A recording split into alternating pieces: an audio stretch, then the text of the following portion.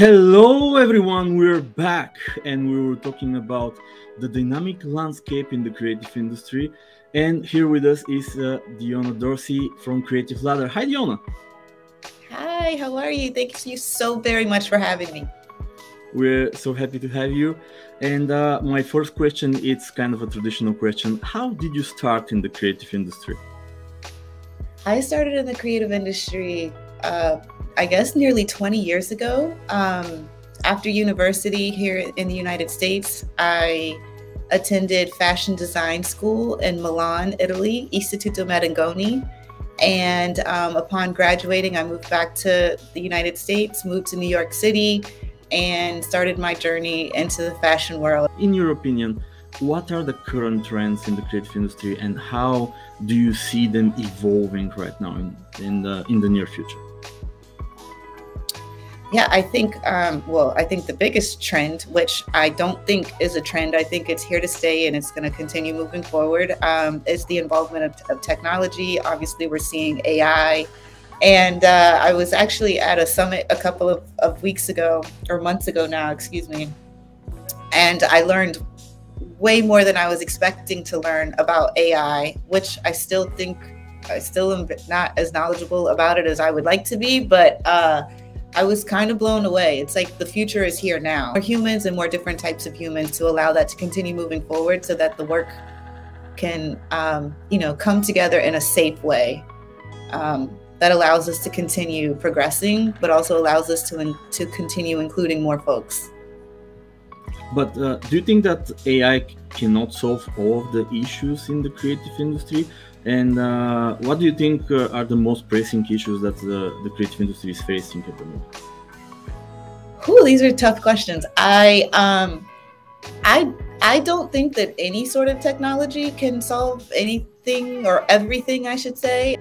It's kind of hard to still reconcile in my brain that the future is here now. So the things that I saw, on cartoons when I was a little girl, to now know that people are actually doing them now, it's really fascinating, but it's also kind of scary for me.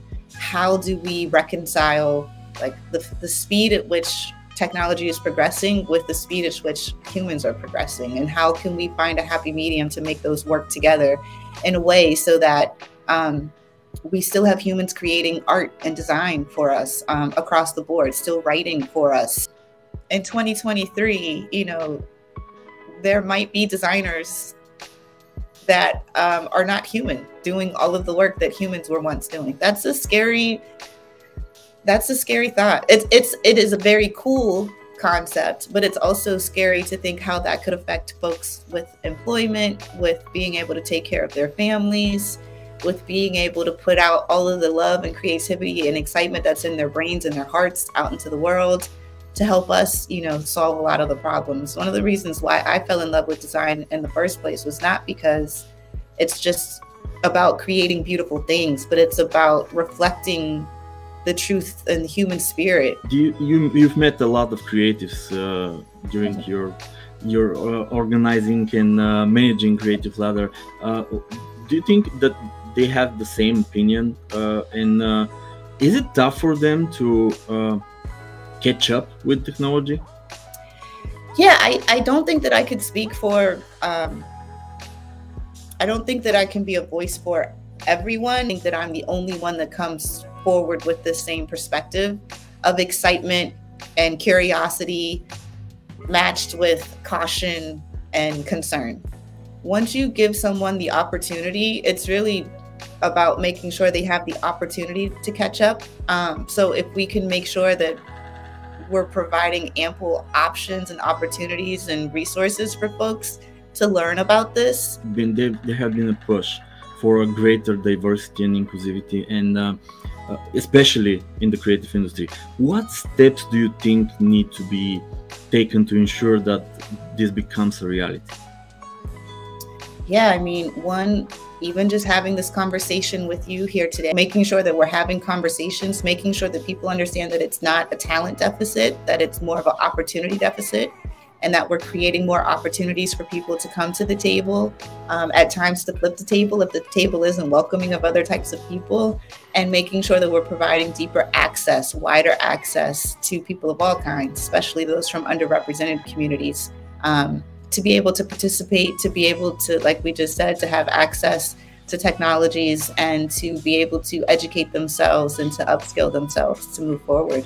I would actually say that I think what's most important for creatives is for them to know themselves very well so that they can put their most authentic selves into their work, so that other people can be, can immediately see and be connected and feel connected to the work that they're outputting.